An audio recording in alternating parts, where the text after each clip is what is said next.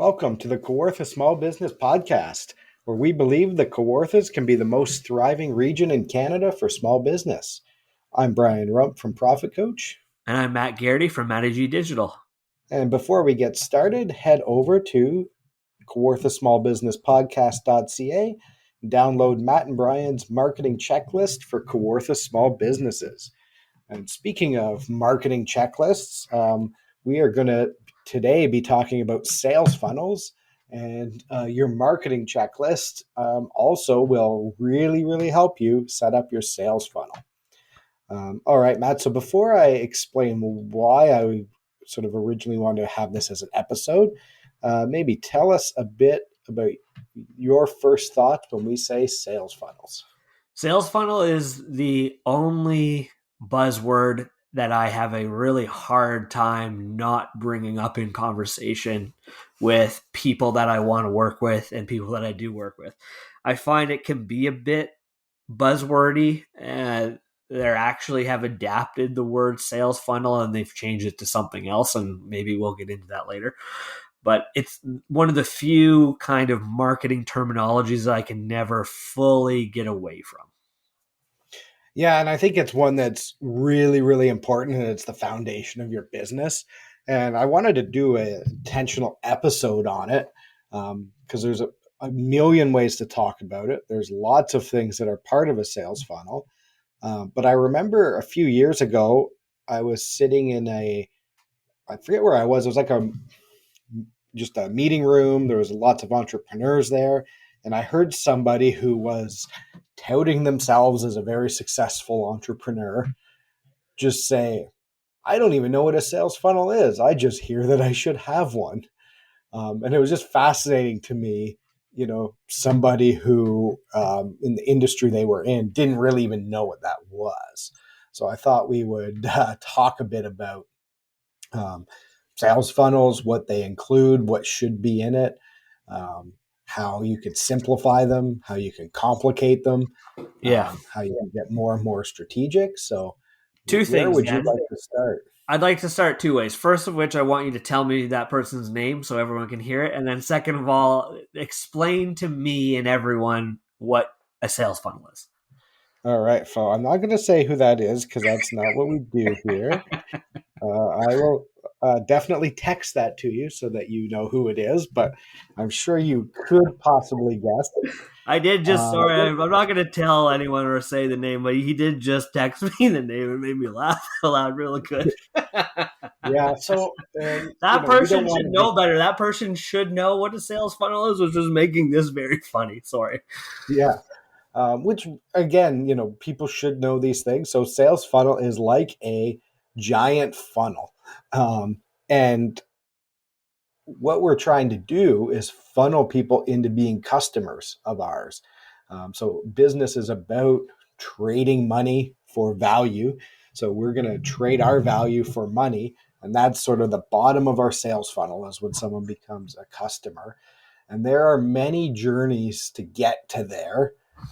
People have to first become aware of who you are, figure out the problem you solve, that they have it. There's all of these sort of steps before people make that purchase. So on a grander scope, your funnel is sort of all of those things. You'll hear about activities that are kind of top of the funnel, which is pure awareness. Middle would be engaging people, and closer to the bottom is as you get closer to a sale. If we follow, as I put my Brian Rump certified StoryBrand guide hat on, we use the foundation of StoryBrand to follow a process called Marketing Made Simple, which is all about creating a sales funnel that's simple.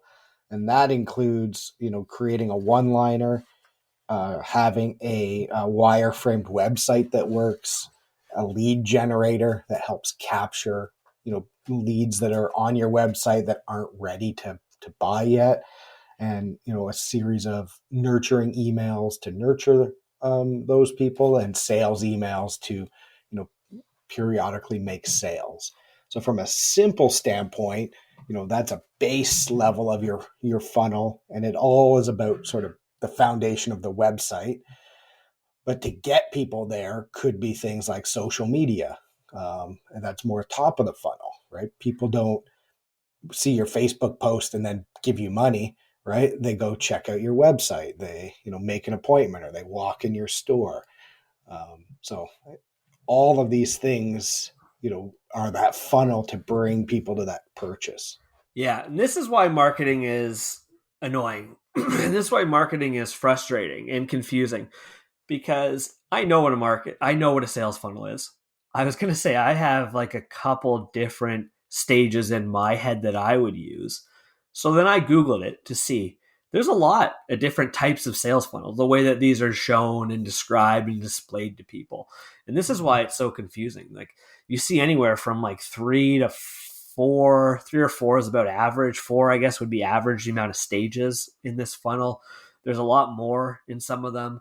I've always thought of it of like a top of funnel, which is awareness and people just introducing them to the brand. Interest, sort of like middle of the funnel, would be telling them a bit more about the benefits and the qualities of this product and service. And then the bottom, which would be more, I thought it would be like decision, which is one of the words that I'm seeing here that they're using, which is like, okay, they're like on the cusp of, they're like a good prospect. They're ready to actually purchase from us. And how do we get them over the edge or down the funnel specifically?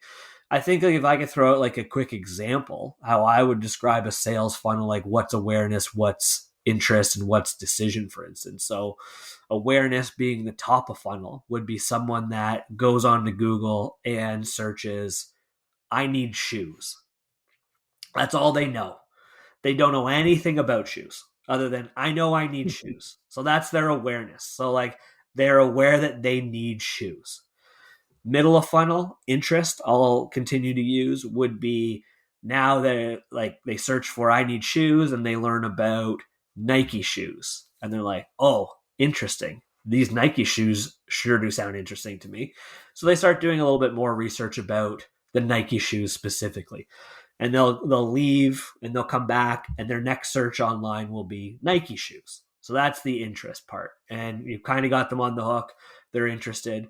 And then lower down the funnel, like maybe the last step is they've learned a lot about Nike shoes and they're ready to make that decision. They come back and they make a search where it's like Air Force Ones, like 2022 edition Nike shoes. So now they know exactly what they are about to purchase, or they're like still maybe debating those or a specific model style of a different Nike shoe or a different brand altogether. Is that somewhat fair how you would describe it? I imagine we have like very similar but still different ways of explaining it and summarizing it. Yeah, and I think it's a great way to do it. I think the key things are, sort of purchase decision one end, awareness, getting someone in at the other end, and I think depending on what you're selling, and sort of what the need is, sort of dictates the middle part. So what I was just thinking about this, if I use a gasoline funnel to fill up my lawnmower, for example, I'm pouring sort of gas in the top and gravity is going to take it down to the bottom. Sometimes in business, we can't rely on sort of gravity or that external force to sort of force people through. So there's times we have to guide them through that. So that could be like Nike, the, retargeting ads. If someone becomes aware of it, they visit your website, they don't buy. So, hey, now we're retargeting you to try to get you back or remind you, hey, you looked at these cool shoes the other day. Do you want them yet? We could get their email address and send them targeted, oh, hey, you were looking at these, but here's some new shoes that maybe you want to be the first person to buy, and sort of bring you down that funnel a little bit. And I think what a lot of people mistake is they'll do the initial part of awareness and then nothing else. They just expect people will find their way through the funnel. But some people just get stuck in that funnel forever and ever. So as small businesses, we need to be thinking about what is that funnel for our business? What makes people get into the top of it. Just become aware of, hey, who is these people in business, and then sort of guide through that to the point of making a purchase. What do you think's harder? Do you think getting the initial awareness is harder, or do you think guiding someone through that funnel is harder? That's a good question because I think it's going to depend. I know it also depends on, is it something people are searching for? Yeah. So it might be easy. I know you in a lot of your work, you're like, if someone's searching, let's make it easy to be found, right? So I need shoes, you want to boom show up. And that can be, depending who you're competing with, hard, or it could be kind of easy. You just hire Matty G to do that. Um, I think there's that initial awareness, but then there could be, if it's professional services, yeah, I know who this person is, but I don't know what they do, which would sum up probably my my own personal brand quite nicely for a long time. People are like, oh, I know who that guy is, but I don't really know what he does. So then you got to educate people what you do. Then they got to figure out, is this for them or not? Is it going to solve a problem for them? Then you got to like talk about the decisions, and it could be, for people to make that decision, could be a series of like paradigm shifts. So I know from, people who work with me, sometimes I'm convincing them, hey, you need to invest in this. And they've never even considered that before. So it's really hard to do. Whereas if I look at sales funnels, makes me think of Cinnabon. If you go walk into a mall and you get punched in the face with that smell of Cinnabon, and then you go hunting it down and walk towards the smell, like no one's like, you know you will hit a point where you want that, and no one's convincing you to get in the line for them. Like they just need to funnel you literally into a line so you hand over your money and get the Cinnabon. So I think, yeah, every business is going to be different, and they're going to require different levels of um, content, different levels of persuasion for their business. And the magic is figuring out what that is for you and your business. Yeah, awareness is easy to me. I'm trying to think objectively if it wasn't me thinking what's harder. I Well, I think, think it's easy for you because you have a great process for it. yeah, Um, but not everyone even does it. I think that so much of guiding people through the funnel is how businesses carry themselves, customer service, stock, the products, availability, all those other things. Maybe I'm thinking more retail. So to me, that part's harder. That part's more challenging. To me, the easy part is the awareness. And that's, I think, funny because that's where I believe if I could speak for the retailers, is I think the awareness is the hard part for the retailers. They're like, we've got it. Like, you get them into my store, no problem. We'll close them. But I think the awareness for them is harder because they might not have that marketing brain. So it's Yeah, getting interesting. them in. But even from a professional services perspective, the guiding people through that sales funnel, a lot more of that can be taken on from a marketing perspective and a marketer. It's still challenging. It's still extremely challenging, and I will say it's probably one of my weaknesses, is like figuring out how to get people from awareness to interest to decision, because I truly believe I excel, and a strength of mine is awareness and utilizing proper tactics and channels. But then what do we do once we're into that funnel?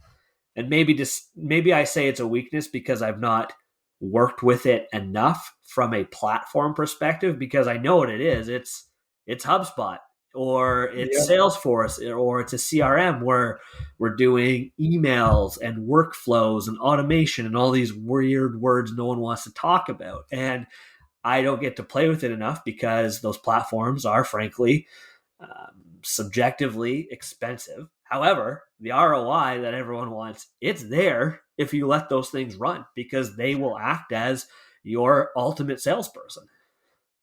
So this is, I'm going to say a few things, and I don't want to give away all our secrets, because I think this is partly a key to your growth, is you're so good at the awareness.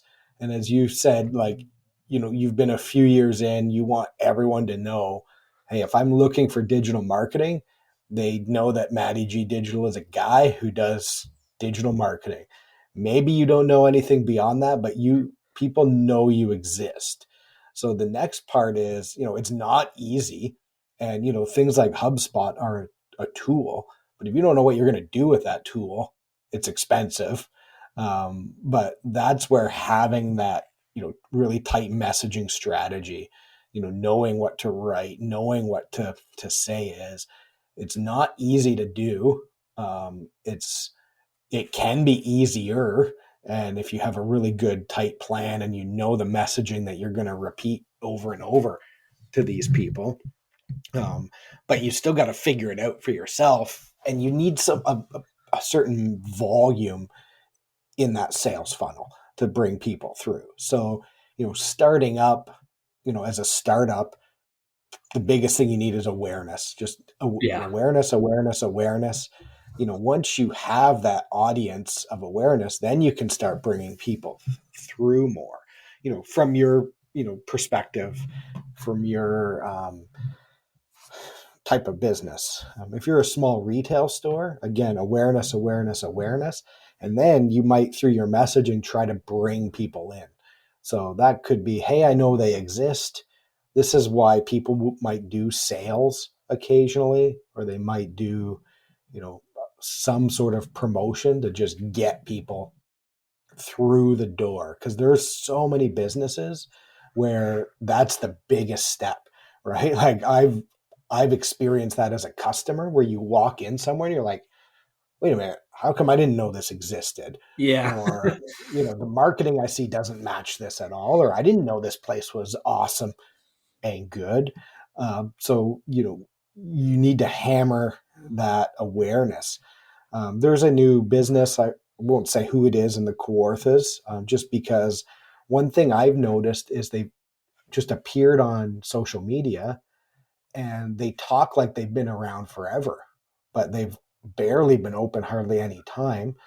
They never say where they are. I see their posts. I'm like, oh, this looks great. Who is this? There's no logo on anything. It's not telling me how to get it. It looks awesome. I've hunted them down, and I haven't been there yet, but I know who they are because I put the effort into it. But I just think, man, imagine if they said who they were and where they are over and over and over again. Would help get people through the door, because it's the type of business, once you go through once, you're gonna go through that door again. Especially if it's the service you get is good and you like it, you're gonna come back another time. Yeah. So two things. I want you to name that business. And then number two is I think this is an interesting conversation. It's almost like a counseling session, or it's very therapeutic to me because I'm thinking Yeah. about my history and my growth as Matty G Digital, like a marketing in Kawartha Lakes, where when I first started and I was working with and talking to a lot of retailers, and I was very adamant and vocal about the fact that I am responsible as a marketer for awareness. That's it. I can lead the horse to the water. You have to convince them to drink that water. I think that a lot of that is still true, especially with retailers, somewhat with services. Service businesses and retailers have to be willing to play the game and kind of listen Oh to yeah. tactically what needs to be done. But I do think with retailers and awareness, I knew for a fact that we wouldn't be able to implement a lot of the platforms and services that we would need, like a CRM system or a customer relationship management system or a proper point of sale system that we could track and do some automated emails and things like that.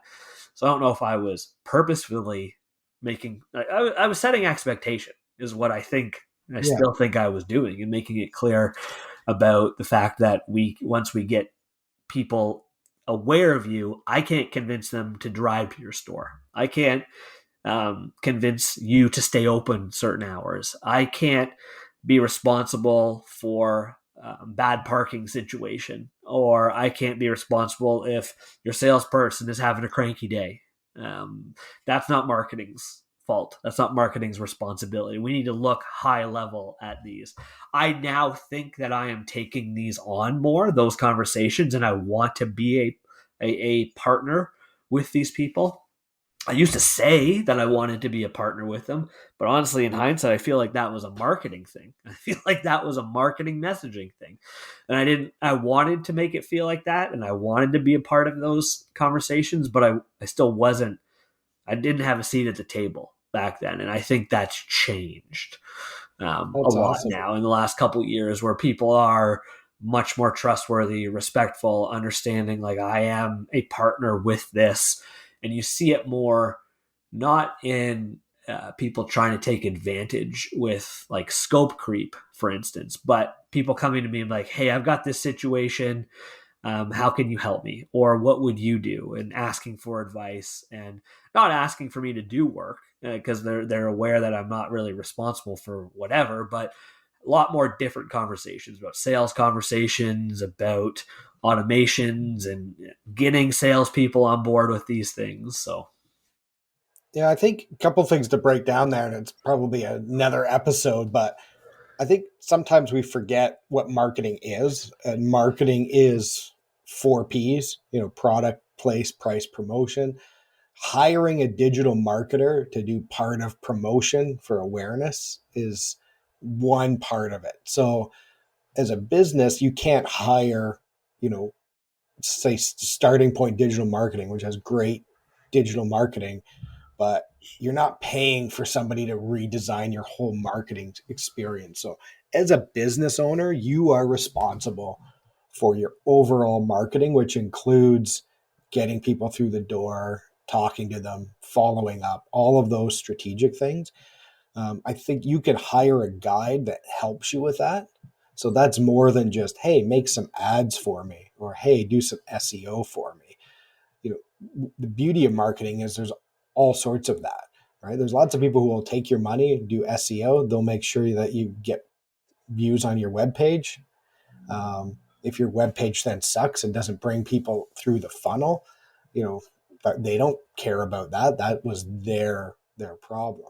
A full-on marketing guide is going to help bring people through and help grow your business. And I think, again, part of your own sales funnel is bringing people through that, getting to know them, increasing some of those services. And those are different services than, maybe some of the awareness stuff. But for those to be um, uh, sort of effective, you need all the awareness stuff too. So it's really about bringing people through that funnel. This podcast is our sales funnel as well. We are trying to reach out, talk to people, let people know who we are, that we are local, we care about local businesses, and position ourselves as guides. I get recognized, you get recognized. People kind of know, oh, you guys are those guys from there, but they don't all know what we do specifically, how we can each help differently for their business. And that's up to us later to establish those connections and bring them through. So, but it's figuring out what that mix is, and whose job it is to do different parts. I think you can definitely do awareness as a digital marketer. I think through messaging, you can convince people to drive to the store, get in there. But, that's a different sort of tactic and service than just the pure awareness. And that might take um, bit more work, a bit more strategy, may not work, but there's a lot to be said to messaging that calls people to action, and just asking people to, like, hey, drive to our store and, like, come here, versus here's a picture of something, I bet you can't guess where I am or what my business is, or that I want you to actually come and buy it. Like, you need to tell people to do those things. Or like we've talked about here with the shop local type of stuff. Like people aren't getting off their butt because you've told them to shop local. People are getting off their butt because they need something. People are selfish. That's just the name of the game. It is. As unselfish as you think you are right now, if you are listening to this, you're not. You're all selfish Oh in yeah. your certain ways. Like I'm selfish about my time. I'm selfish about what I do with my kids. I'm selfish about I'm doing this for my business. Like we're all doing these things because we're trying to advance things for ourselves in some way. We cannot just rely on being telling people and guilting them into shop local. Like we need to. I will do your story brand pitch for you now. I'm not a certified guide, but we need to bring people into a story and make them realize like they have a problem. Here's how you as the business can solve it. That's what gets them up and off their butts. Oh, definitely. And that's part of that funnel, right? Drawing people into, that funnel, bringing them through. Some people are going to take forever. I heard, recently, someone I know signed up to do business with a person that they have followed for like 30 years almost and never did business with them. And finally they were ready. It was like, okay, time to do this. I think of someone like a custom home builder. Yeah. Not everyone's in the market for a custom home.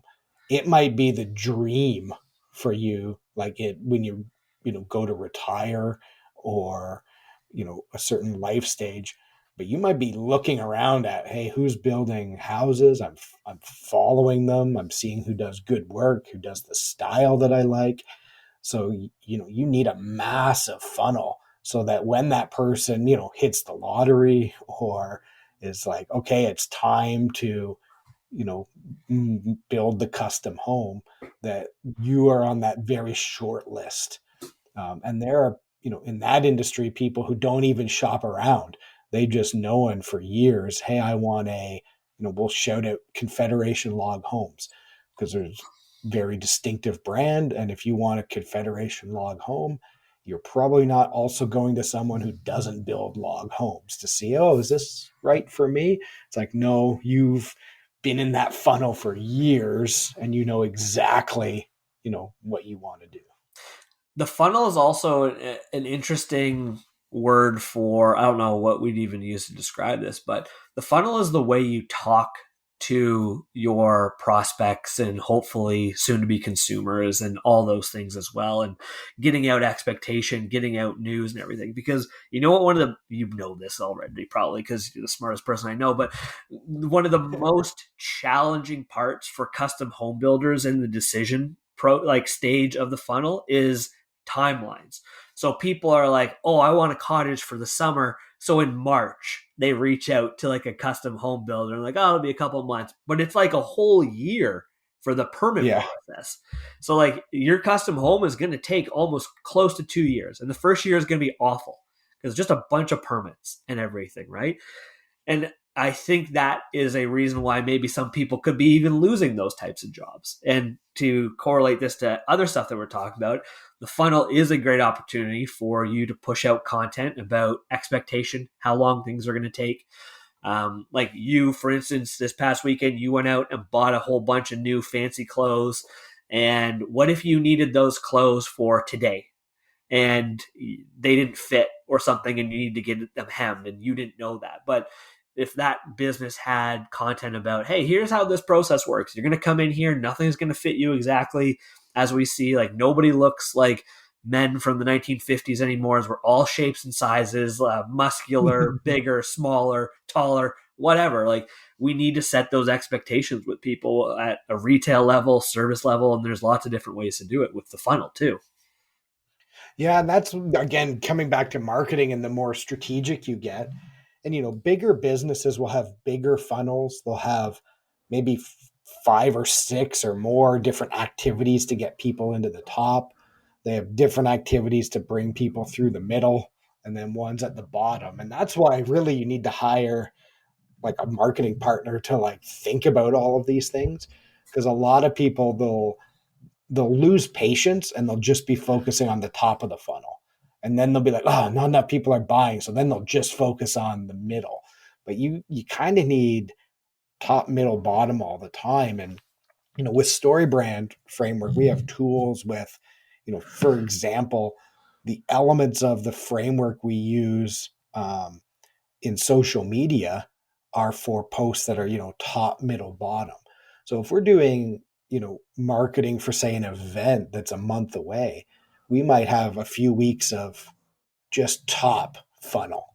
And then we're going to have some posts that are in the middle and then closer to more near the bottom. But if we just start with the near the bottom ones and no one knows who we are, it's not going to work. So, there's some strategy that goes into that.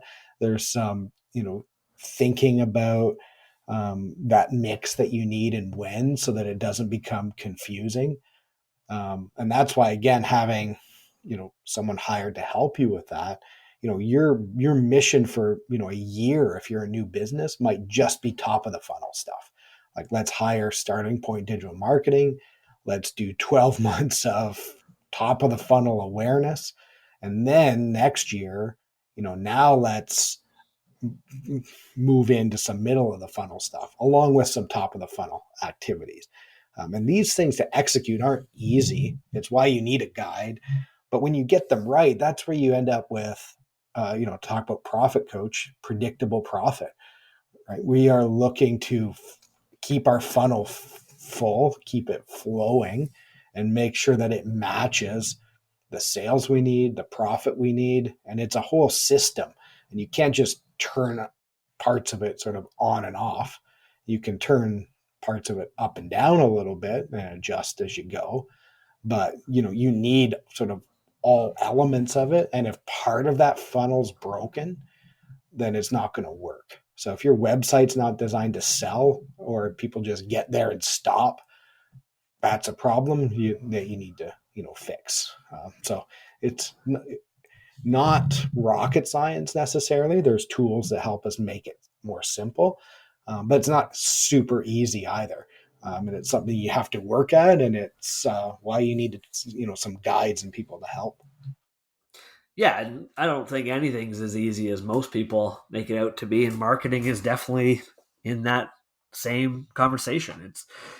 I don't know why people think marketing is so easy, but whatever, people think it is, and it's not. And I think that's probably ultimately ends up being why people think marketing doesn't work, is because they think it's easy, they do it themselves, and they don't know what they're doing, and it fails. Yeah, they don't have a plan. They don't have a consistent message. They don't have something to repeat. They don't realize that most people aren't even going to see their post. Yeah. So sometimes it just, hammering the awareness, could be all that you need to get people in the top of that funnel for a while, and then start, doing some more things. All right. Any last thoughts? I don't like saying no, but no. All right. I honestly, Awesome. I think this was a good conversation, even for me. And I think the more I think about this for other business owners, instead of thinking about marketing general, like, hey, do I need to do marketing? Or they're thinking about marketing. If we can get them to start thinking about a sales funnel instead of just marketing, that would be really interesting. Like, if people came up to the street now, onto the street, and told me, like, hey, I was listening to your podcast, and now I'm thinking more about awareness. Or now, okay, people know that my store exists and they're coming in, but now I'm struggling with the interest part or the decision part. Those are the conversations I would like to start having with people. Think more about the sales funnel versus just marketing as this big abstract idea. Awesome. I like it. So if you are listening to this, you want to work with us, whether you need to start your business, grow your business, or do a bit of a recharge on your business, we would love to work with you. You can check out more at kawarthasmallbusinesspodcast.ca, or you can skip all of that part and send us an email to set it up at kawarthasmallbusinesspodcast.ca.